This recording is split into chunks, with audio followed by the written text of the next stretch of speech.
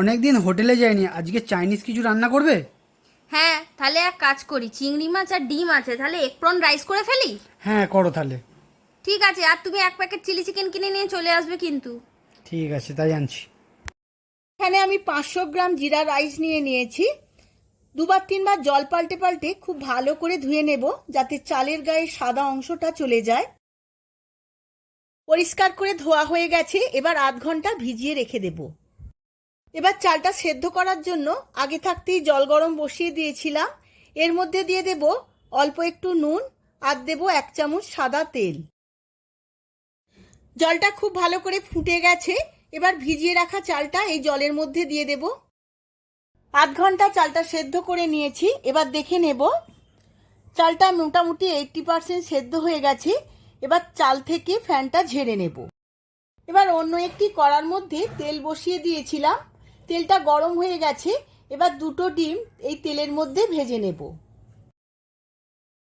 ডিমের মধ্যে অল্প নুন দিয়ে ডিমটা কুচো কুচো করে ভেজে নেব। খুব ভালো করে একটু ভাজতে হবে, না হলে রান্নার পরে ডিমের আষ্টে গন্ধ ছাড়তে পারে।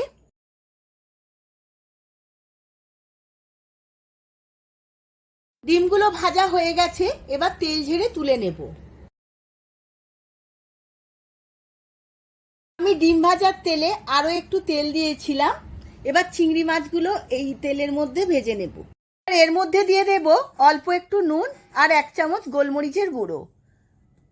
এবার সমস্ত কিছু মিশিয়ে চিংড়ি মাছগুলো হালকা করে ভেজে নিতে হবে, বেশি ভাজলে শক্ত হয়ে যাবে। চিংড়ি মাছগুলো হালকা করে ভাজা হয়ে গেছে, এবার তুলে নেব। আবারও তেল দিয়ে দিয়েছি, তেলটা গরম হয়ে গেছে। এবার এর মধ্যে দিয়ে দেব আদা আর রসুনের কিমা। আদা আর রসুনের কিমাটা খুব ভালো করে ভেজে নেব। আদা রসুন ভাজতে ভাজতে এর মধ্যে দিয়ে দেব গাজর। গাজরটা আমি খুব ছোট ছোট করে কেটে নিয়েছিলাম। আবারও এর সাথে খুব ভালো করে গাজরটা ভেজে নেব। আর দিয়ে দেব ছোট ছোট করে কেটে রাখা বিনস। বিনসটাও আমি গাজর আর আদা রসুনের সাথে ভেজে নেব।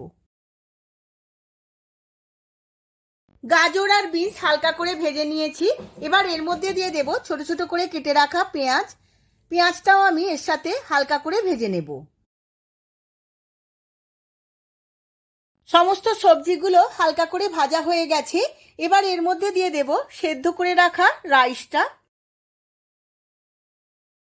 এবার রাইসটা সমস্ত সবজির সাথে খুব ভালো করে মিশিয়ে নেব। এইভাবে আমি 2 থেকে 3 মিনিট ভেজে নেব। এইভাবে ভাজতে ভাজতে দিয়ে দেব ছোট চামচের 2 চামচ ভিনিগার আর ডার্ক সয়া সস দিয়ে দেব 2 চামচ। এবার সমস্ত কিছু খুব ভালোভাবে আবারও মিশিয়ে নেব। এইভাবেই আমি ভাজতে থাকবো আরো 2 মিনিট। এই সময় গ্যাসের ফ্লেমটা আমার মিডিয়াম থাকবে। কিছুক্ষণ ভেজে নেওয়ার পর দিয়ে দেব ভাজা ডিম আর চিংড়ি মাছগুলো। ডিম আর চিংড়ি মাছগুলো খুব ভালো করে মিশিয়ে নেব। আর দেব স্বাদ মতো নুন আর 1 চামচ গোলমরিচের গুঁড়ো। এবার ভালো করে মিশিয়ে নেব। এবার স্বাদের ব্যালেন্সের জন্য অল্প একটু চিনি দিয়ে দেব। আপনারা চাইলে চিনিটা স্কিপ করতে পারেন। সমস্ত কিছু খুব ভালো করে নাড়াচাড়া করে নিয়েছি। এবার দিয়ে দেব ছোট ছোট করে কেটে রাখা স্প্রিং অনিয়ন। স্প্রিং অনিয়নটা দিয়েও আমি ভালোভাবে নাড়াচাড়া করে নেব। রেসিপিটা আমার একদম রেডি হয়ে গেছে। এবার আমি সার্ভ করে নেব। আমি সার্ভ করে নিয়েছি এগ প্রন রাইস। দারুণ দেখতে লাগছে। এই রকম অথেন্টিক চাইনিজ আইটেম থাকলে ডিনার বা লাঞ্চ একদম জমে যাবে। আপনারাও বাড়িতে এই একইভাবে বানিয়ে ফেলুন আর যে কোনো চাইনিজ রেসিপির সাথে সার্ভ করুন।